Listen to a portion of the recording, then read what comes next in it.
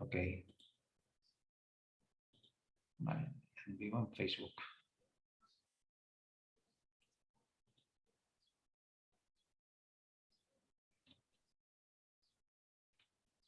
Vamos avanzando.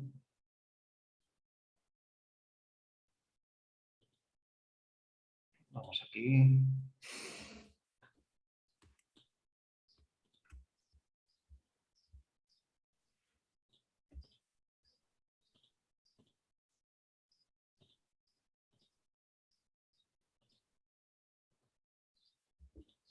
Ahí estamos.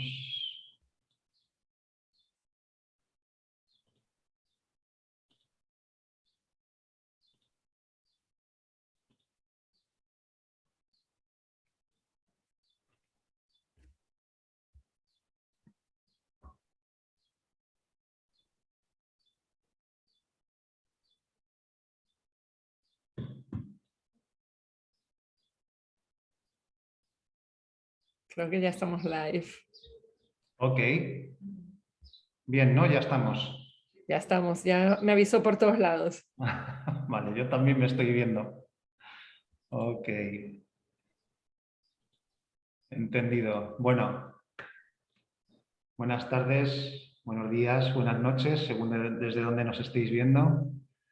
Yo soy Javier Díaz, miembro de la asociación Gendai Reikijo Madrid y del comité organizador y de contenido del del centenario Usui Reiki Ryojo 2022, que se celebrará en 2023 en Osaka los días 7, 8 y 9 de abril.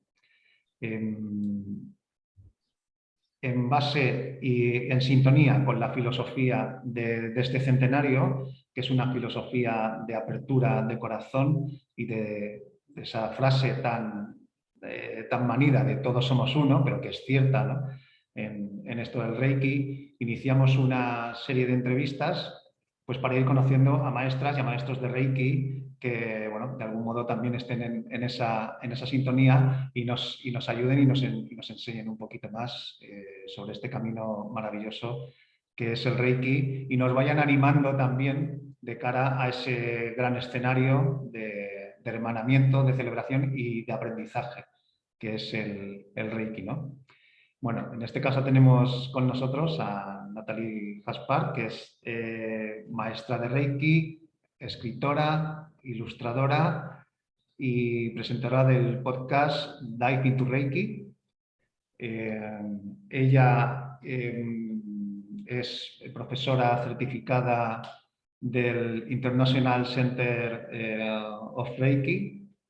Es practicante de budismo zen y también de un arte marcial japonés que se llama Iaido, ¿no? Que es del cual eres segundo dan y creo que es esto de envainar la espada, ¿no? Es una belleza. Yo, si todo el mundo que tenga oportunidad de verlo es maravilloso. Entonces, bueno, lo primero quiero decirte muchísimas gracias por estar con nosotros, Natalie, y bueno, ¿qué tal estás? Que no te he dicho. No, gracias a ti, Javier, es un placer, estoy bien. Acá en Nueva York está soleado y no muy caliente, así que estoy súper contenta y nada, emocionada acá de charlar en español. Como te conté, si alguna palabra se me va en inglés, por favor, ayúdame Vale. con ciertos vocabularios, ¿no? Ok, muy bien. Bueno, pues para empezar y bueno, para que te conozca la gente, luego si tenemos un poquito de tiempo, porque no queremos tampoco que sea muy largo, pues a ver si hay un espacio para preguntas, si podemos ver las preguntas por si os interesa, pues que Natalie las pueda responder. Antes que nada, vamos un poco para que la gente te conozca. Bueno, ¿quién es Natalie? ¿Cómo te iniciaste en esto del Reiki? Perfecto. Solo de background, o sea, yo nací en Bélgica, de madre española. A los 8 años me mudé para Venezuela y a los 22 para Estados Unidos. Llevo 25 años en Nueva York. Y mi carrera ha sido más que todo escribir y publicidad. Y llega un momento en que esa industria tiene mucho estrés, ¿no? Y llegó un momento que yo dije, no puedo con este estrés, Acá el sistema de salud mental público tampoco es muy bueno y yo en mi familia tampoco teníamos ese awareness, esa conciencia de que hay gente que te puede ayudar con el estrés, ¿no? Y creo que antes también se tenía menos conciencia de lo que podía ser el estrés. Acababa de lanzar Google, tenía unos cuantos años Google, y yo puse, bueno, a buscar sanación, relajación, y me apareció la palabra Reiki, que yo nunca había escuchado de Reiki en mi vida, y ninguno de mis amigos, todo el mundo estaba en yoga, otras cosas, pero dije, ¿qué es esto de Reiki? Dice, no, no, tú haces sanación con las manos y todo se alivia. Dije, porque además yo no muy madura tampoco emocionalmente, dije, pero imagínate, agarro una clase, pongo las manos y nadie más sufre, y yo no sufro y es genial. O sea, total que fui a mi primera clase de Reiki, sería en 2006, 2007, no me acuerdo muy bien, y la clase fue una decepción absoluta. O sea, era una señora que me dijo 4 horas, me hizo un ritual que no me explicó bien, secreto. La señora miraba sus notas y yo, además, claro, periodista curiosa, con los ojos abiertos, la veía que no sabía y hacía...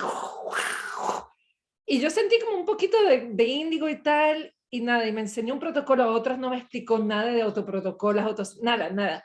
Y salí a las 4 horas con un certificado impreso de una impresora cualquiera de casa, y yo con esta idea, bueno, entonces le puse las manos a ciertas personas y no pasaba nada. Dije, ¿esto de Reiki qué es, no?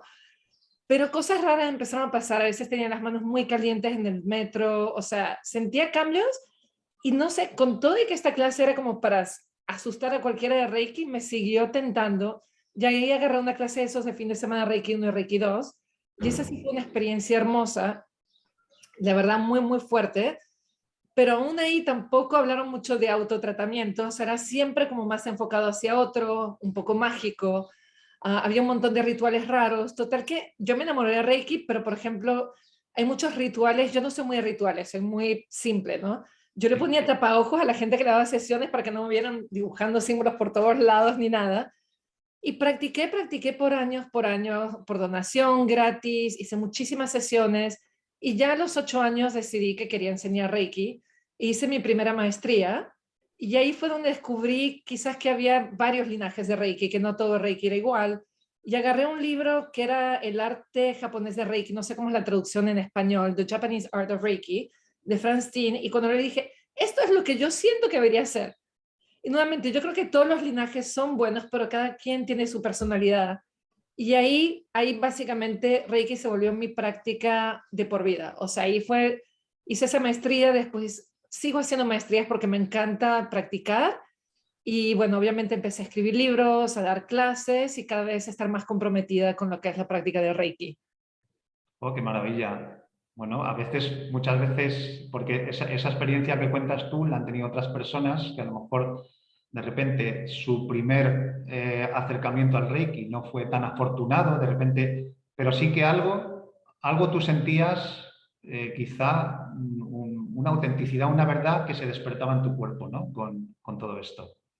Sí, fue muy raro, pero era como que no me soltaba. Es más, yo me acuerdo que hice un ART, que es esa cosa que haces, aprendes el símbolo del Master Symbol, o sea, el cuarto símbolo antes de hacer la maestría. Y lo hice por un día, pero no conecté, creo que no conecté con los maestros. Y me acuerdo que parte de que decía hacer la maestría per se es que después de 2 años de practicar muy poco con ese símbolo, me venía a la cabeza. Estaba en una vacación en México, decía, ¿por qué está este símbolo aquí como en la cabeza apareciendo, no? Y creo que también es escuchar tu cuerpo, es como dices, el cuerpo te lo pide y bueno, de vez en cuando escúchalo, sigue tu intuición y ve dónde tienes que ir. E irónicamente, en esa clase que tomé, ahí fue donde por fin conseguí el linaje que a mí me cuadra emocionalmente, intelectualmente, físicamente, como quieras hablarlo, ¿no? Claro, nosotros decimos siempre que el Reiki, bueno, pues la imposición de manos es como la base de la montaña, pero hay un recorrido hacia la cima, que es el Anshin Risumei, ese estado de paz mental y también de realización personal, ¿no? Claro, en este recorrido hay mucho que trabajar y mucho que descubrir. ¿Qué más cosas has descubierto tú más allá de la imposición de manos? Pues pasó mucho que empecé, o sea, en esa misma maestría que vi, me hablaron de meditaciones de Reiki, ¿no? Y obviamente, y hay muchos maestros de Reiki, por ejemplo, Pamela Mals, que habla de imposición de manos y después de meditación separado. Y ahí me di cuenta que hay una serie de meditaciones, de respiraciones, que son muy específicas para esta práctica. O sea, obviamente todos podemos practicar meditación, y yo más que todo había practicado meditaciones guiadas, pero había medicaciones, estoy bien, meditaciones que son muy específicas, por ejemplo, para el enraizamiento, ¿no? Yo como misma, como practicante de Reiki, me la pasaba en las nubes, era muy distraída, pues hay estas meditaciones que hacen que tu hara, o sea, tu centro, esté bien conectado a la tierra para que puedas dar miles de sesiones y de clases y seguir centrada. Y esas meditaciones también para la vida diaria, cuando estás centrado, pues es como eso, es como te viene la vida y te golpea, pues oscilas, pero tienes el centro, vuelves a tu centro muy rápido. También descubrí meditaciones que ayudan, por ejemplo, hay una que se llama Seishin Toitsu, que realmente ayudan a llevar la energía por las manos, ¿no? Y actúa como integrar todo tu ser, es muy bonito porque pones las manos juntas y tú respiras por acá y por allá. Tú estás integrando los dos lados, pero también heaven and earth, o sea, cielo y tierra. Estás integrando todo tu ser, pero también al pasar o sea, lo que es tu atención por los brazos, estás limpiando esos meridianos del corazón y del pulmón. Entonces son realmente meditaciones que son para promover y avanzar tu práctica de Reiki, son muy específicas y para mí se volvieron mi pasión. O sea, yo, por ejemplo, disfruto muchísimo, a veces más de la meditación de Reiki que la imposición de manos, y con el tiempo lo que pasó es que la imposición de manos se volvió una meditación. Yo no coloco mis manos para sanar, para arreglar. Yo coloco mis manos para explorar, para sentir, para observar. Y eso también transformó la forma en que ofrezco sesiones también. Yo no estoy, Javier, te voy a quitar este dolor de espalda. Aquí estamos juntos, ¿sabes? Observando, dejando que la energía haga lo que tiene que hacer. Aquí estoy apoyándote. Entonces se volvió un acercamiento muy distinto que para mí es donde me siento muy cómoda. Claro, digo yo que, bueno, como a muchos nos ha pasado en Reiki, ya no solo es un camino de crecimiento espiritual, sino también de crecimiento personal. O sea, Bien. realmente el Reiki con esa sutileza que la gente dice, bueno, qué suavito, es como tan suave, estás a gusto, estás en paz, pero se van sucediendo cambios profundos. De repente pasa el tiempo y ya no eres el mismo, ya no eres la misma. No sé si a ti te ha pasado. Me ha pasado, yo a veces miro para atrás y digo, o sea, reconozco a la persona, pero, o sea, y ahí vamos también a los principios de Reiki, ¿no? O sea, yo sigo teniendo enojo, sigue teniendo, y siempre lo voy a tener un poquito, pero como lo manejo es muy distinto. O sea, yo siento que en mis 20 tenía una coraza pinchuda, de apariencia y de todo, y esa coraza se ha ido, con la calidez y la suavidad de Reiki, justamente se ha ido suavizando, ¿no? Pero hay momentos, yo me acuerdo, para mí uno de los momentos más increíbles, yo estoy meditando y uno siempre quiere ser buena persona. Yo siempre quise ser buena persona. O sea, nunca tuve ese orgullo de ser un poco bitchy, no, siempre dije, yo soy un altruista. Estoy sentada meditando y me doy cuenta que yo no soy una buena persona. Pero no como una crítica, sino dejarle etiqueta que me estaba encarcelando. Soy una persona y punto. Soy una persona con mis cosas un poco raras, con mis cosas que quizás de vez en cuando tengo que controlar, con mis debilidades, con mis fortalezas, pero hubo una aceptación absoluta de quién era. Entonces, si yo te cuento eso, ay, no soy buena persona, la gente reacciona, ¿cómo que no? No, yo no estoy etiquetada, encarcelada, yo soy una persona que tiene de todo, que tengo todo en mí y yo puedo escoger qué expreso, qué comunico y en qué espacio de mi ser estoy. Para mí en las artes marciales también me ha ayudado mucho, ¿no? Yo, por ejemplo, yo me siento muy incómoda con el enojo porque me hace perder mi centro. Entonces, para mí el enojo, yo nunca siento enojo y después estallo, ¡paf!, escorpiona, ¿no?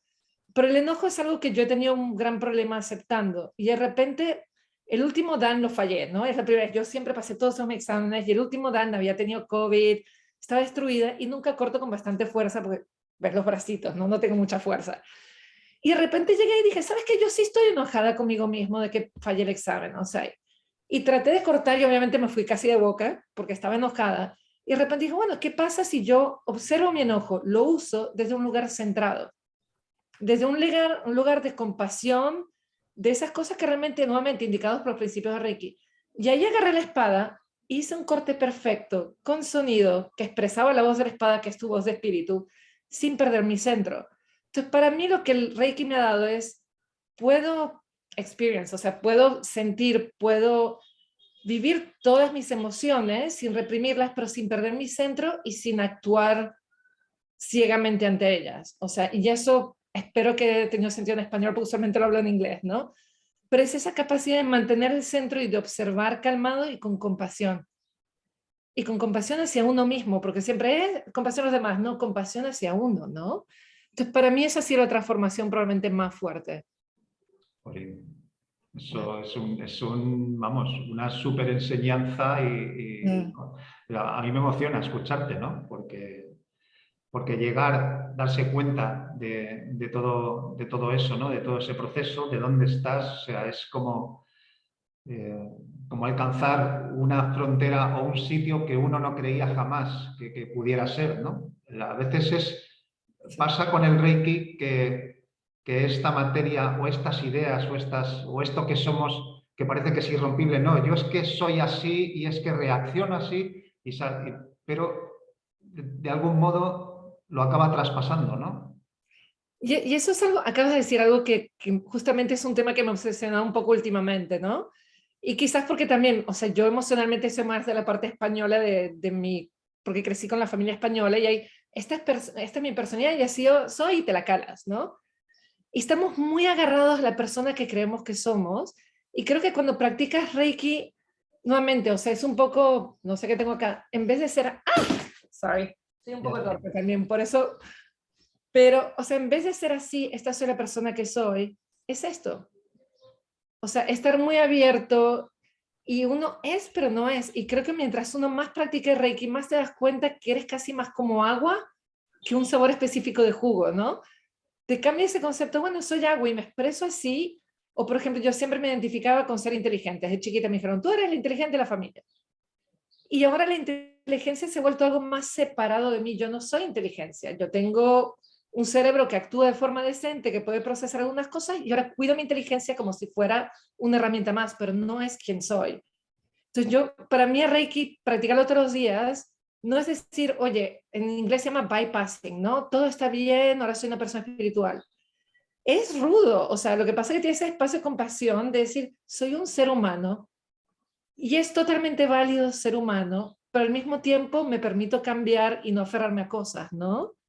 Pero de vez en cuando ves cosas tuyas que por eso estás, o sea, ten compasión hacia ti y los demás, porque ves cosas tuyas que si no estuvieras en ese espacio, pues quizás no podrías manejar con tanta calma, o sea, personas que te permiten crecer. Claro, por eso es necesario, ¿no? Despegarse, ¿no? Si no te despegas, es imposible ver, ¿no? Y luego hay otra cosa, bueno, hablando de la aceptación, que me parece que es eh, como una gran lección pues, para todo el mundo, ¿no? Y yo creo que en cualquier camino espiritual. También otra de las cosas bueno, yo me estoy yendo fuera del guión, pero estamos fluyendo aquí al hilo del presente. Bien. Al hilo del presente, que es lo bonito. Otra gran lección, ¿no? Le quería decir que, aparte de la aceptación, que es fundamental, que cuesta un montón, pero cuando empiezas a abrir esa ventanita, pues bueno, empieza a llegar aire fresco. También está el soltar. Soltar. En el Reiki esa es otra gran lección, ¿no? ¿Cómo lo ves?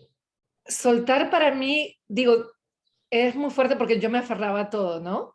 Me aferraba porque para sentirte seguro y anclado en la vida, tú te aferras a esas cosas. Y justamente cuando desarrollas este centro con el Reiki, que es el Hara, o sea, la gente que trabaja con chakras probablemente es la raíz y el sacral, el sacral, no sé cómo se dice, son los primeros dos, ¿no? Sí, Realmente la parte del vientre. Resulta que una vez me acuerdo, estaba meditando y digo, bueno, ¿cómo quiero que entren cosas nuevas a mi vida si no suelto? ¿Sabes? Si no suelto, ¿cómo las manos no puede entrar nada, ¿no? Pero si tú, por eso tienes que realmente trabajar y tener ese centro, ese enraizamiento en ti, porque entonces no tienes que estar aferrado.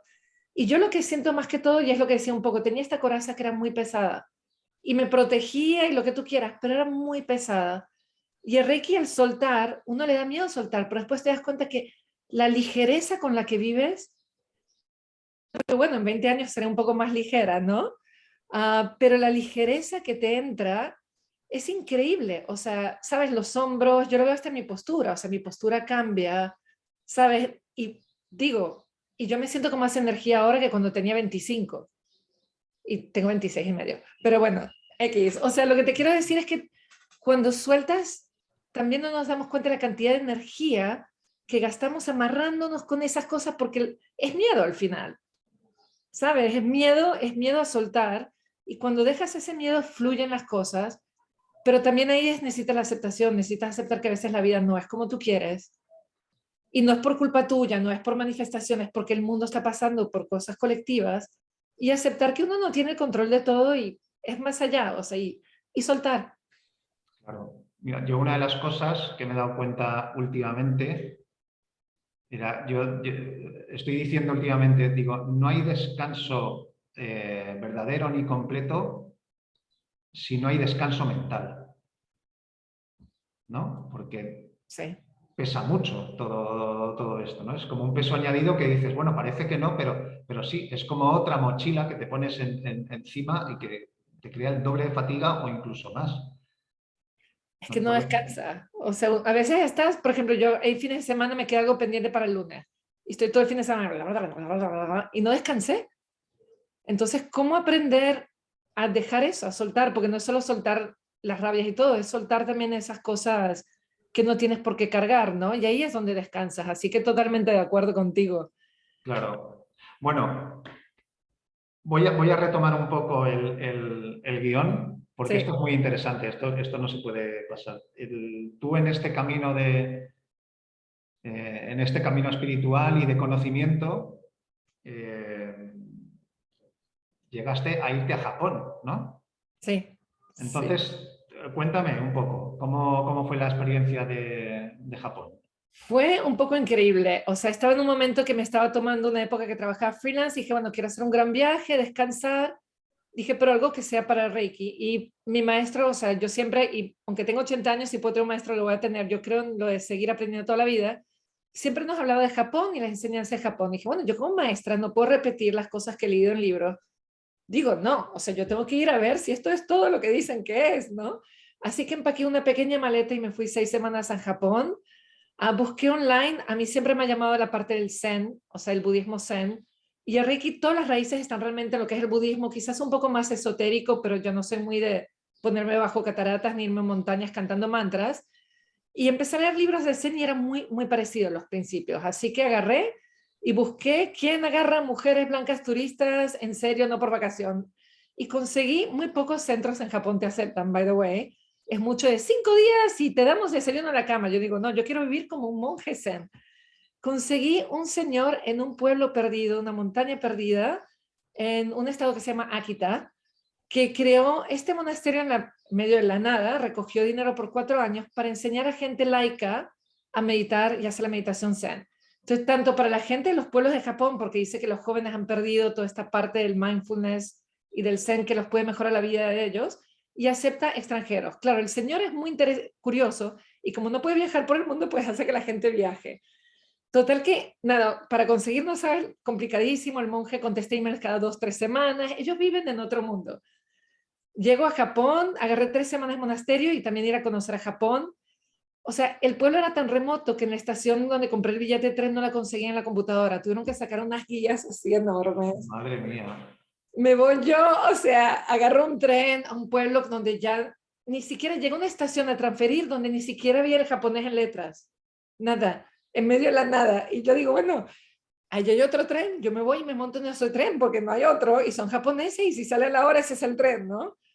Total que subo a eso y llego a un pueblito en medio de campos de arroz con un monje súper buena onda que habla algo de inglés y me lleva en su carrito a una montaña y ahí me quedé 3 semanas de vez en cuando con otras personas, pero soy la única que se quedó tanto tiempo.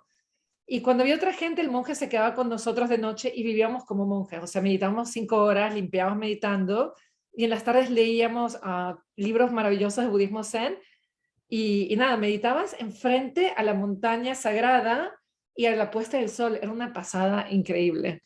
O sea, Eso, muy, vaya, muy.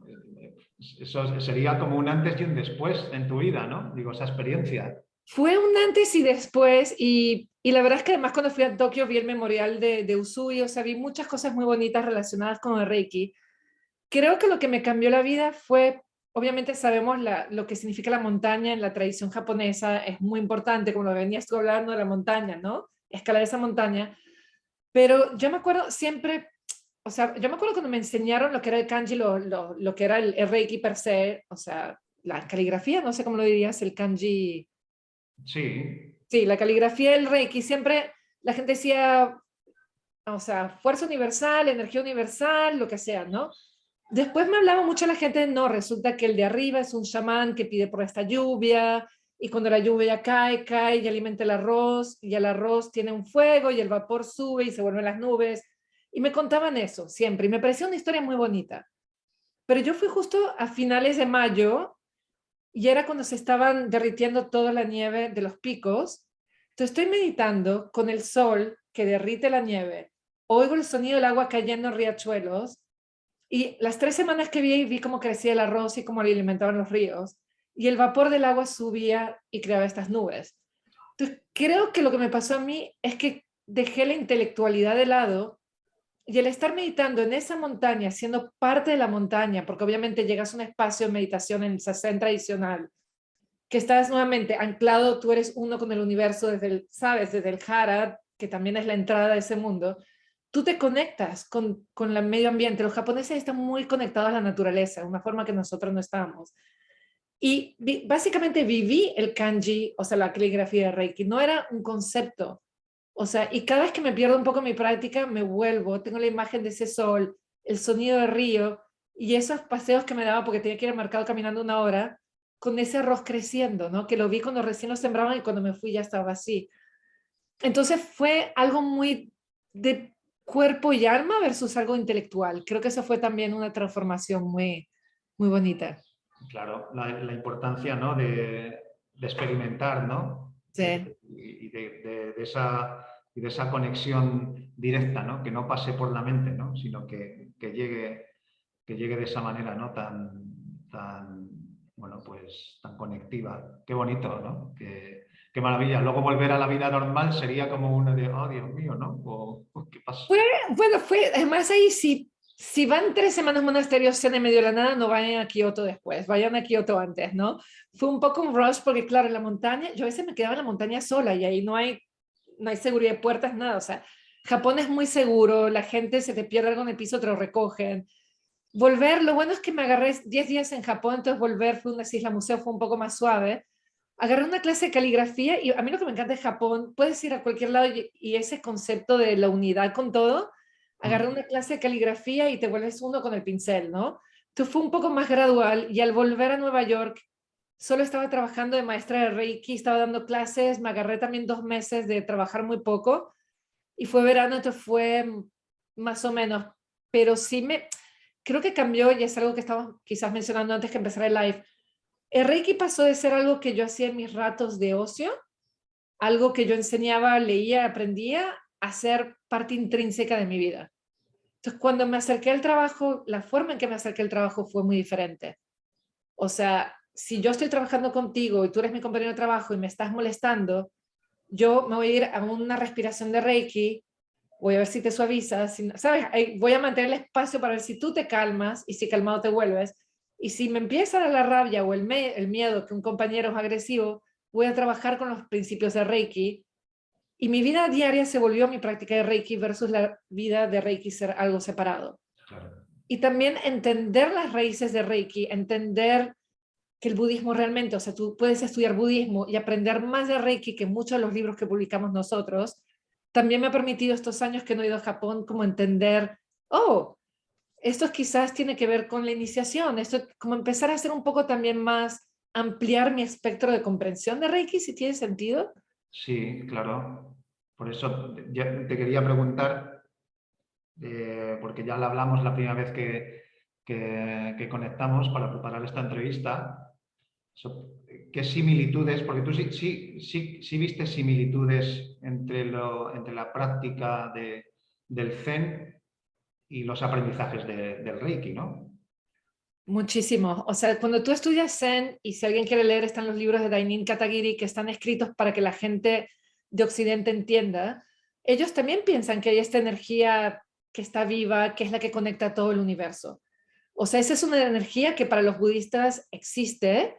También hay este concepto que todos tenemos ki, todos somos ki, pero que lo que es el miedo, el enojo y todo eso es lo que te tranca el ki y que el ki hay que cultivarlo. Hay que cultivarlo a través de meditación para que cada vez se exprese con mayor fuerza. Si te pones a ver, es la misma base de lo que estamos practicando nosotros, al menos desde el punto de vista japonés. Creo que quizás es más distinto al Reiki occidental, que cree que canalizamos ki. Creo que el Zen es más parecido a ese concepto que tenemos en el Reiki más japonés, de todos tenemos ki, estamos hechos de ki. Y mientras más consciente eres, más lo cultives, con más fuerza se expresa. Otra cosa que me sorprendió muchísimo, yo estudié en un lugar Soto Zen, y Soto Zen está muy basado en los estudios de un monje, creo que es el 1200, yo soy muy mala para la fecha, 1100, 1200, que se llama Dogen, y él decidió volver a descubrir o a renacer lo que era el budismo original del Buda. Y entonces habla de muchas cosas, por ejemplo, por eso pude estudiar, porque él dice que las mujeres tenemos derecho también al enlightenment y todas esas cosas, que suena muy obvio, pero no siempre es tan obvio en ciertas culturas. Pero, por ejemplo, Dogen hablaba de que cuando tu alumno está listo, se sientan uno al lado del otro y el maestro inicia o transfiere, creo que lo hablan más de transmisión de conocimientos sin palabras a su alumno. Y si tú te pones a ver, al principio se habla de que Mikao Usui no tenía un ritual de iniciación. Él se sentaba y él transmitía este conocimiento, en inglés decimos holding the space, ¿sabes? Como que él te daba esta luz o compartía su luz, como lo queramos ver, las palabras son un poco confusas, pero él se sentaba, pero sus primeros estudiantes también eran muchos monjes y gente que tenía práctica espiritual de meditación. Entonces no necesitaban de un ritual. Él fue creando el ritual cuando gente, por ejemplo Hayashi, que eran más de los militares y todo, que quizás no tenían tanta práctica espiritual o tanta práctica de budismo, necesitaba algo concreto que dice, ahora está ocurriendo algo. Pero cuando tú lees el budismo, el maestro transmite conocimiento sin palabras a un alumno. O sea, todos esos conceptos básicos ya están presentes en el budismo esotérico. Esa conexión con el universo, Sazen, ¿qué estamos haciendo con este mudra? Yo, el universo. Puf. Y a través del jara, nuevamente, este centro que es la entrada al universo. Entonces, muchos de los conceptos son los mismos. Y a mí lo que me ayudó mucho el leer budismo y estudiar budismo fue nuevamente lo que te decía. El Reiki no es una práctica que se limita a la mesa de masajes. El Reiki no es una hora que yo fui o no es mi media hora que me hago el tratamiento. Eso es una expresión de Reiki. El Reiki es quién soy. Es quién soy y mi cultivación del ser. Claro. Yo lo que has dicho antes bueno, de esa transmisión de conocimiento, me ha recordado lo que dicen, que realmente los maestros de verdad y maestras de verdad transmiten sin palabras, y tú recibes eso solo con su presencia, ¿no? Dicen, cuando el maestro está en presencia, ya está pasando algo, ¿no? Esa era la palabra que estaba buscando y no me acordaba, presencia. Claro. Y lo sientes, o sea, y lo sientes en la día. Hay gente que entra en un cuarto y todo el mundo se pone de buen humor, y hay gente que entra en un cuarto y todo el mundo, oh, Dios mío. Entonces, digo, lo que creo es que a veces ponemos el Reiki como algo muy mágico. Y voy, y entonces pongo unas campanitas y todo es un ritual mágico secreto. Y eso lo han hecho, era para que quizás la gente, porque en el occidente no estamos acostumbrados a respetar las cosas tanto. En Japón están todas las cosas, las meditaciones, todos los símbolos, tú ves Daikomyo por todos lados, o sea, porque además es un concepto que se ha usado para otras cosas, no solo es de Reiki. Y hay las meditaciones, los 5 elementos, o sea, pero los japoneses no van a usar eso si no están entrenados. Claro. Entonces, hay una razón de por qué lo hicimos tan ritualista y secreto, es para crear cierto respeto en nuestra cultura. Pero el Reiki no es algo mágico, el Reiki es algo muy humano. Y creo que eso también fue lo que me cambió en Japón. Ahí tú vas a todos lados, estamos interconectados con todo. El ki, yo hago artes marciales, hay gente que es académica, que no son, y todo es hablar de ki, pero como algo cotidiano. Y creo que hay algo muy bonito para mí en la espiritualidad cotidiana, y que no quita la profundidad de la experiencia. O sea, yo cuando a veces doy clases a gente dice, ¿qué haces? ¿Por qué esto es tan fuerte? Porque respiro, no me complico. O sea, no le quita lo poderoso el ser cotidiano, si tiene sentido. Y nuevamente, en español no sé si me expreso tan claramente con inglés, así que avísame si algo no está No, claro. pero sí, que hay veces que nosotros también tenemos quizá una inercia por buscar cosas complejas que me digan algo muy enrevesado, y de repente en lo más sencillo, en una respiración o en conectar con el jara o el tándem, como decimos también, pues ahí hay un ejercicio poderoso, ¿no? Que te enseña mucho, ¿no?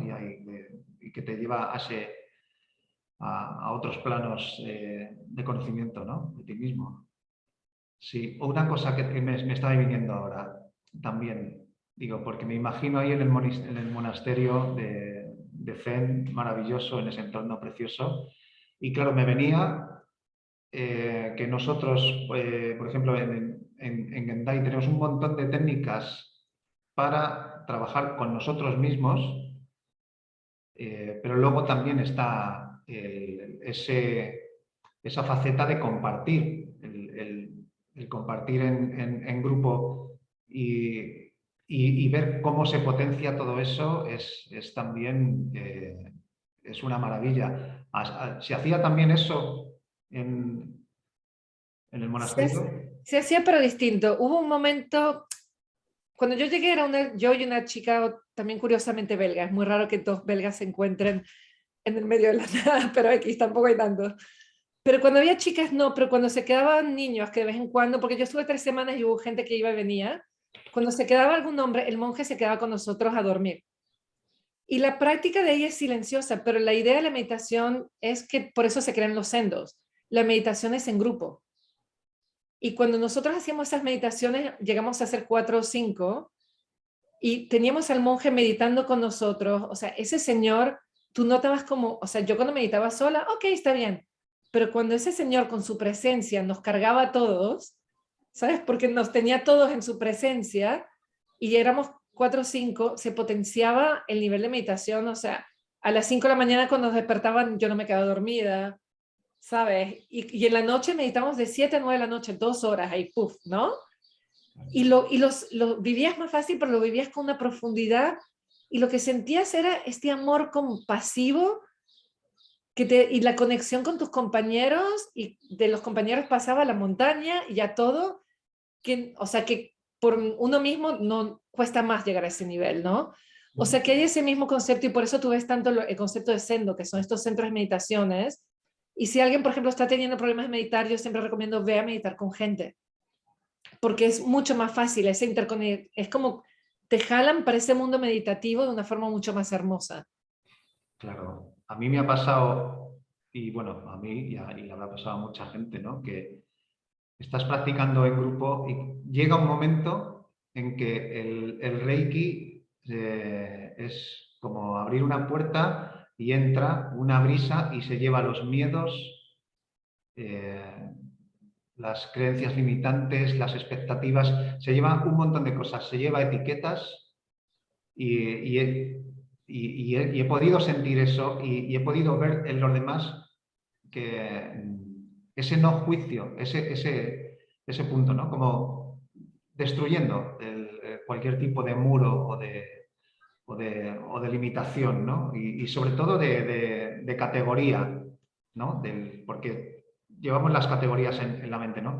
Y es una sensación muy poderosa, ¿no? Eso también No, hemos conseguido, ¿no? me encanta lo que dices tú del no juicio, porque yo creo que la primera vez que experimenté en mi vida el no juicio fue en mis retiros de Reiki. O sea, yo nunca había experimentado el no juicio o ver a alguien con todos sus defectos y sus virtudes y amarlo compasivamente, o sea, no aceptarlo completamente al otro. Eso nunca me ha pasado antes del retiro de Reiki o de un training de Reiki. O sea, ahí fue donde lo descubrí. Y creo que es algo muy hermoso. Yo lo que creo es que el Reiki es muy accesible a todo el mundo. Te permite tener experiencias que quizás te llevarían 15 años en un retiro de Zen. En el Reiki lo que hace es facilitarte esos encuentros con el no juicio, con la aceptación que estamos hablando, porque es una técnica muy simple, muy, muy poderosa. Y una cosa para mí, yo siempre he pensado, tú puedes aprender esto de Reiki por ti mismo. Esto de Reiki si solo ofrece sesiones a los demás, pero cuando realmente avanzas en tu Reiki es cuando balanceas la autosanación y el autotrabajo con el compartir con grupo. Ahí es donde realmente llegas a un lugar muy bonito, ¿no? Claro. Bueno, yo no sé, te iba a preguntar por el valor de conocer la cuna de Mikao Usui, Japón, pero con todo lo que estás contando yo creo que la gente ya se estará animando con esto del centenario. Pues si quieres aportar alguna otra cosa que tú creas que digas, mira, tienes que ir a Japón de verdad por esto y por esto. Yo, o sea, para mí, te digo, hay un antes y un después y ocurrió antes de ver la piedra y todo, pero ver la piedra es algo muy bonito porque también este tipo existió. Los pobres monjes no tienen muchas paciencias, es un templo y ya están cansados de ver turistas en Mikado Sui, pero claro. es una emoción muy bonita ver, oye, para mí fue darle las gracias, gracias por haber hecho un sistema asequible a todos nosotros que no somos gente que va a leer sutras por 20 años, porque al final eso fue lo que él quiso. Él estudió, él era un señor de recursos, dijo, ¿qué pasa con toda la gente que no puede leer todas las caligrafías, que no tiene el tiempo porque tiene que trabajar? Eso fue lo que él quiso dar a todo el mundo una vía espiritual de sanación. Y yo eso, para mí, darle las gracias fue algo muy bonito. O sea, yo no fui ahí a buscar luz ni nada, fue a dar un agradecimiento. Pero para mí, caminar por Tokio, ver cómo la gente camina, pendiente de los demás, tienen presencia, no andan despistados. Cuando la gente comen a millón, pero comen. ¿Sabes? Yo me fui a un museo de esos que son de virtuales y todas las cosas es de la interconexión, del uno, ver que ellos viven quizás cada vez menos, pero a la base de la cultura y eso. Entender, por ejemplo, el símbolo del maestro que tiene el sol y la luna. Fui a Kioto a hacer un turismo y tenían todo dorado y plateado. Digo, ¿por qué todo es dorado y plateado? El sol y la luna y la unidad que representan del universo. Y darte cuenta que el concepto de Reiki está en todos lados. Para mí, ir a Japón es una cosa de transformación, de paso, comes riquísimo, o sea, la pasas, es hermoso, o sea, más allá de ir, y si pueden ir al Monte Kurama o una montaña a meditar, o sea, creo que es eso, pasas de intelectualidad, de algo que sientes como que estás explorando, algo que se vuelve muy tuyo de una forma muy experiential, o sea, no, yo la verdad es que si pudiera, iría todos los años y le diría a todo el mundo, hay un antes y un después que vayas a Japón, ¿sabes? Y ir ahí, y yo creo que sí hay que darle ese agradecimiento, oye, y si no, hacerlo en tu casa y poner una foto y gracias, o sea, pero más que todo es ver de dónde nació, los templos también, seguramente si vas a un tour te llevan a templos, y ver que la gente, o sea, yo por ejemplo me encantaba, porque ahí la gente, ellos te ponen, yo fui a un ritual del templo de las 1000 puertas de Kioto, y llegué muy temprano, porque si no se llena de gente, llega a las 7:30, y agarré el ritual Shinto, y oír los cantos de Shinto y darte cuenta que hay muchos cantos cuando cantas, o sea, haces el chanting de los mantras, de los principios de Reiki, suena casi igual. Y escuchar cómo ese priest, porque es más un sacerdote de Shinto, canta, te da también inspiración de cómo canto yo. O sea, realmente no puedo, y sé que algunos de nosotros no vamos a tener los recursos, pero también invito a la gente que vaya a Japón de compartir su experiencia con los demás, porque es realmente algo muy bonito. Y si no, peor de los casos, se van a comprar un montón de cosas divertidísimas Sí, seguro. Eso y seguro. hermosas. Y De eso realmente, vamos. cosas como la ceremonia del té, o sea, tú vas a la ceremonia del té y aprendes de Reiki. O sea, lo que invito es a la gente que vaya con una mente abierta de no solo es la cuna, no solo es Monte Kurama, todas las experiencias que tiene en Japón, lo que te contaba de la cosa de caligrafía. Yo llegué a la caligrafía y dije, mujer blanca, me va a tratar como una idiota tipo Disney.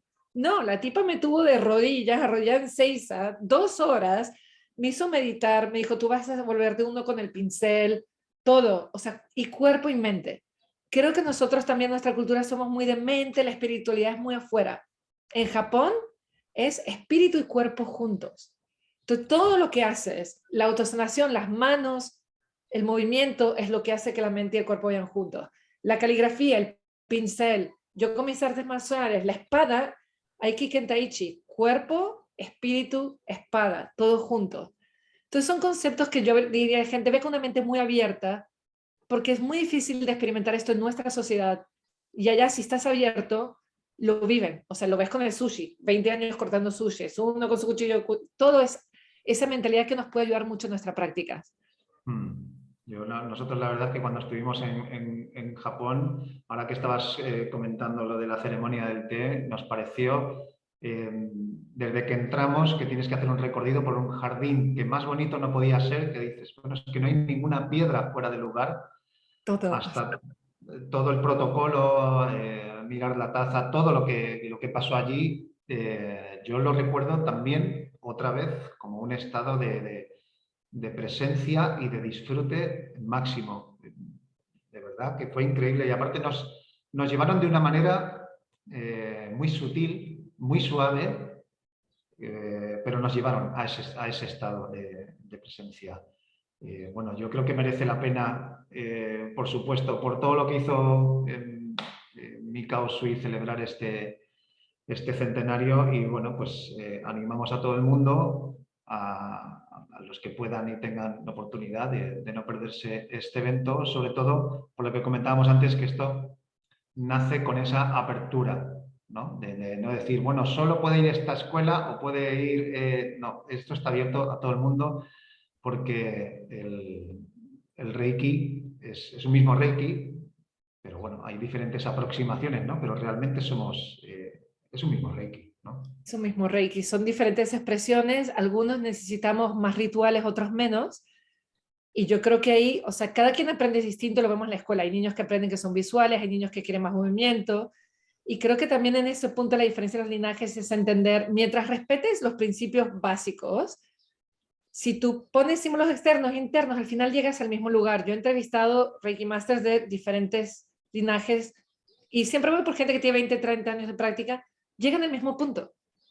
Claro. O sea, pero creo que ese viaje a Japón lo que te da es la claridad de cuáles son los principios que sí no deberías alterar. ¿Sabes? Los principios de no enojo, cuerpo y mente en armonía. Hay ciertas cosas después que si ya las traspasas, o el non-doing, el que tú realmente no estás haciendo la sanación ocurre.